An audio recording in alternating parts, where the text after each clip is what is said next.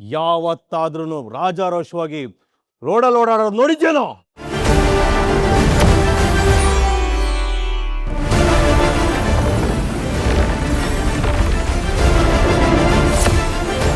ನನ್ನ ಹೆಸರು Manjunath B V ಅಂತ. ನಾನು ಬೆಂಗಳೂರಿಂದ ಬಂದಿರೋದು. ನನ್ನ ನಂಬರ್ ಬಂದುಬಿಟ್ಟು 7795354392.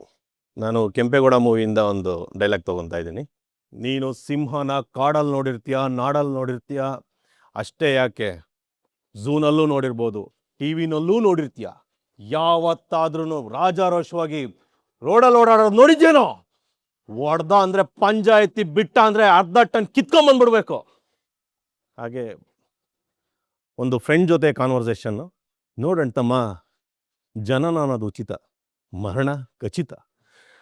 ಆ ಮಧ್ಯದಲ್ಲಿ ನಾವು ಏನು ಮಾಡ್ತೀವಿ ಅನ್ನೋದೇ ಬೇಕಾಗಿರೋದು. ಇಲ್ಲಿ ಯಾರನ್ನೂ ನಮ್ಮನ್ನು ಹುಟ್ಟಾಕಲ್ಲ. ಒಬ್ರ ಕಣ್ಣಿಗೆ ಹೀರೋ ಆಗಿ ಕಾಣಿಸ್ತೀವಿ, ಒಬ್ರ ಕಣ್ಣಿಗೆ ವಿಲನ್ ಆಗಿ ಕಾಣಿಸ್ತೀವಿ.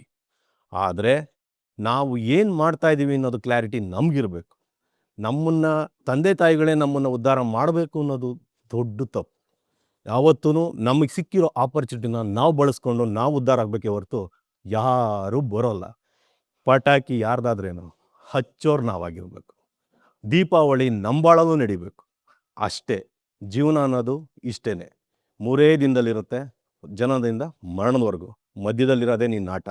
ಇವಾಗ ನೀನೇನು ತೋರಿಸ್ತೀಯೋ ಅದು ಮಾತ್ರ ನಿನ್ನ ಜೀವನ. ಇಲ್ಲ ಅಂತಂದರೆ ಅಷ್ಟೇ, ಮರಣ ಯಾವತ್ತೇ ಬಂದ್ಬಿಡುತ್ತೆ. Thank you.